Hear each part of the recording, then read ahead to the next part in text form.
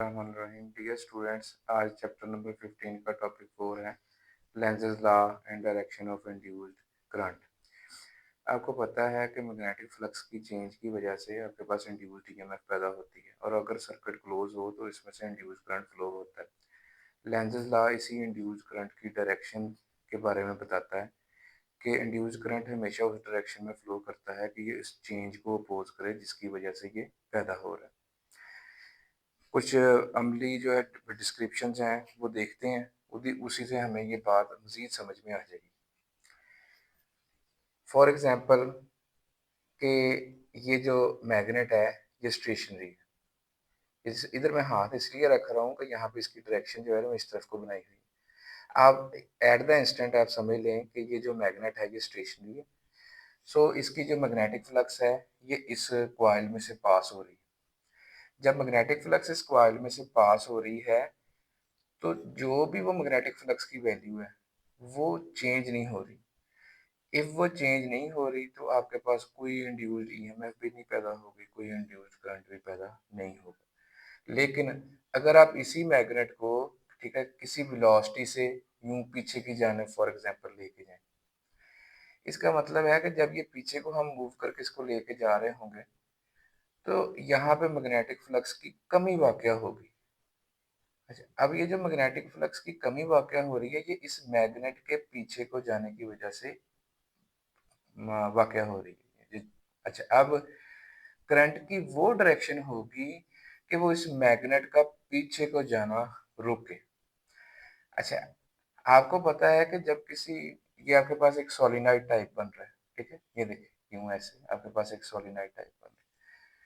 Solenoid में अगर for example यूं करंट है, अगर यूं करंट है तो इसका नॉर्थ इधर को बनेगा और साउथ यहाँ पे बनेगा। अब आपको पता है कि अगर करंट यूं होगा तो इसका नॉर्थ इधर बनेगा, साउथ इधर बनेगा। तो ये आपको पता है कि जो अपोजिट पोल्स होते हैं वो एक दूसरे को अट्रैक्ट करते हैं। इसका मतलब ये हुआ कि मैं इसको जैसे ही पीछे को ले जाने की कोशिश करूंगा तो इसमें इस डायरेक्शन में करंट फ्लो होगा कि इसका इधर साउथ बने और साउथ नॉर्थ को अट्रैक्ट करेगा और इसका पीछे को जाना रोकेगा। यानी इसको अगर कोई एक्सटर्नल एजेंसी पीछे को लेके जा रही है तो उसको फोर्स लगानी पड़ेगी, इट मीन्स उसको वर्क करना पड़ेगा। और यही जो वर्क वो कर एजेंसी जो वर्क कर रही है ना वही यहाँ पे इलेक्ट्रिकल एनर्जी में कन्वर्ट हो रहा है। अच्छा, अब अब ये एक वही कॉइल है, गैल्वानोमीटर है। इसमें हम मैग्नेट को पीछे को नहीं लेके जा रहे, हम उसको मैग्नेट को आगे को लेके जा रहे हैं। अब इसको आगे को लेके जाने से फ्लक्स बढ़ना है। अच्छा, जब आपके पास फ्लक्स बढ़ना है इट मींस फ्लक्स में चेंज आई है, इंड्यूस्ड ईएमएफ भी पैदा होनी है, सर्किट क्लोज है तो इंड्यूस्ड करंट भी फ्लो करना है।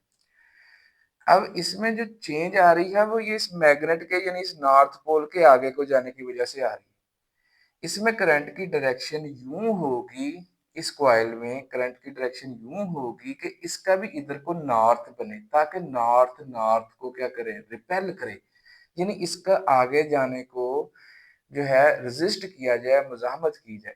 सो जैसे ही मैं इसको या कोई एक्सटर्नल एजेंसी इसको आगे को ले जाने की कोशिश करेगी इसमें यूं करंट फ्लो होगा ताकि उसका भी नॉर्थ इधर को बने और इसका नॉर्थ को आगे को जाना, इस करंट फ्लो होने की वजह से जो मैग्नेटिक फील्ड बन रही है वो इसका आगे को जाना अपोज कर रही है। यानी लेंज़ेस लॉ जो कह रहा था कि करंट हमेशा उस डायरेक्शन में फ्लो करेगा कि वो उस चेंज को अपोज करे जिसकी वजह से वो पैदा हो रहा है। सो तो जो भी एक्सटर्नल एजेंसी यहाँ पे वर्क फोर्स लगा रही होगी इट मीन्स वो वर्क कर रही है और वही वर्क जो है वो आपके पास इलेक्ट्रिकल एनर्जी में कन्वर्ट हो रहा है।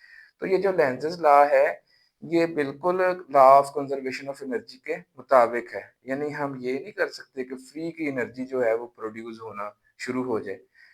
फॉर एग्जांपल मैंने बताया था कि आपको पहले भी कि ये जो जनरेटर होता है ये वर्क कैसे करता है कि देखिए आपके पास एक मैग्नेट है, परमानेंट मैग्नेट, हम उसके अंदर एक कॉइल रखते हैं और उसको घुमाना शुरू कर देते हैं। जब उसको कॉइल को घुमाते हैं तो आपके पास इंड्यूस्ड ईएमएफ पैदा होती है क्योंकि फ्लक्स चेंज हो रहा है कॉइल कॉइल में से पास होने पर, तो आपके पास इंड्यूस्ड करंट फ्लो होता है। जो इंड्यूस्ड करंट है ना वो उस डायरेक्शन में फ्लो होना है कि उसने इसका घुमाने के प्रोसेस को उसने अपोज करना है, ठीक है। यानी आपको घुमाने के लिए ताकत लगानी पड़ेगी। ये नहीं होगा कि आप एक ही दफा आपने उसको अच्छे अपने उसे बेरिंग इस्तेमाल किए और उसको कॉइल के साथ अटैच किया और एक दफा घुमा दिया तो फ्री की एनर्जी हमेशा के लिए पैदा होना शुरू हो गई, ऐसा नहीं है। तो लेंज़ेज़ लॉ जो है वो law of conservation of energy के ऐन मुताबिक है कि यानी आपने उसको आप इसको इस साइड पे घुमा रहे हैं, लेकिन जो उसमें जो इंड्यूस्ड करंट होगा वो इस डायरेक्शन में फ्लो होगा कि वो आपका ये घुमाने को क्या किया जाएगा, अपोज किया जाएगा।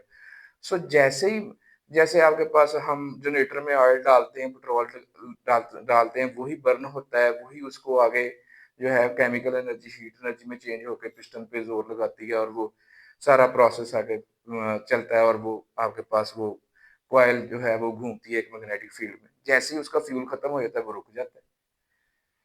तो यही बात समझाने की है कि कोई ना कोई एनर्जी किसी दूसरी फॉर्म ऑफ एनर्जी में चेंज होती है। तो हम ये नहीं कर सकते कि इसको एक दफा घुमा दिया तो वो हमेशा घूमता रहे और फ्री एनर्जी पैदा होती रहे।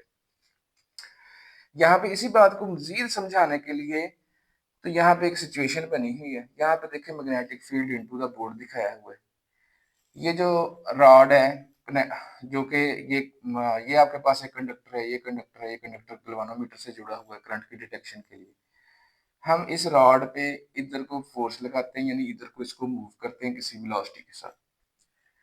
तो आपको पता है कि flux through the loop change हो रहा है, तो जिसकी वजह से इंड्यूस्ड करंट पैदा होगा। अब हमने लेंज़ेज़ लॉ को ज़हन में रखते हुए अब इंड्यूस्ड करंट की डायरेक्शन फाइंड करनी है कि इंड्यूस्ड करंट ने इसका इधर को जाना क्या करना है, रोकना है। अच्छा, अब आपको पता है करंट फ्लो होने की वजह से यहाँ पे एक मैग्नेटिक फोर्स लगेगी। इसमें पॉसिबिलिटीज क्या है करंट फ्लो होने की कि या तो करंट ऊपर को फ्लो होगा या करंट नीचे को फ्लो होगा। हम दोनों पॉसिबिलिटीज को अच्छी तरह चेक करते हैं। देखें, ये आई करंट इस एल लेंथ ऑफ कंडक्टर में फ्लो कर रहा है, तो जो करंट की डायरेक्शन होती है वही एल की डायरेक्शन ली जाती है। अब आपके पास फार्मूला है मैग्नेटिक फोर्स का I L cross B. I current L ये डायरेक्शन होगी, L cross B magnetic field into the board थी। सो ये अंगूठे की डायरेक्शन में आपके पास जो है वो मैग्नेटिक फोर्स लगेगी। तो आप देखें कि यहाँ पे जो मैग्नेटिक फोर्स लग रही है, ये इस जो हम चेंज लेके आ रहे हैं, ये जो मैग्नेटिक फोर्स लग रही है ये उसको अपोज कर रही है। इसका मतलब है यहाँ पे जो करंट की डायरेक्शन ली जा रही है वो बिल्कुल अकॉर्डिंग टू लेंज़ेज़ लॉ है। सो करंट की ये डायरेक्शन है। अच्छा, अब यहाँ देखते हैं कि अगर करंट की हम कहें कि नीचे को डायरेक्शन, तो देखिए आई एल क्रॉस बी, इसका मतलब है कि मैग्नेटिक फोर्स भी इधर को लग गई। इसका मतलब है कि इसने चेंज को अपोज तो ना किया, यानी रॉड का इधर को लेके जाना ही फ्लक्स में तब्दीली और इंड्यूस्ड करंट का फ्लक्स में तब्दीली और इंड्यूस्ड ईएमएफ और करंट का बायस बन रहा था। अब इसने फ्लक्स में तब्दीली को रेजिस्ट करना था, ठीक है। करंट करंट ऐसे फ्लो होना था कि इसने जो फ्लक्स में तब्दीली है उसको रेजिस्ट करना था, यानी हम इसको इधर को लेके जा रहे थे तो करंट फ्लो होने की वजह से जो मैग्नेटिक फोर्स लगनी थी वो इधर को लगनी थी। लेकिन अब इसमें देखें कि I L cross B current flow होने की वजह से भी फोर्स इधर को लग रही है। इसका मतलब है कि अगर मैं इसको ये तो इसका मतलब ये हुआ कि ये अकॉर्डिंग टू लेंज़ेज़ लॉ नहीं है। इसका तो मतलब ये हुआ कि मैं इस रॉड को एक दफ़ा यूँ जर्क दे दूँ, ठीक है? और ये हमेशा जो है वो इधर को मूव होती चली जाए और हमेशा के लिए जो है वो एक सोर्स ऑफ ईएमएफ बन जाए और उसमें करंट फ्लो हो। यानी हमने थोड़ी-सी एनर्जी लगा के तो एक हमेशा कायम रहने वाली जो है या हमेशा वसूल होने वाली एनर्जी जो है वो हासिल कर ली।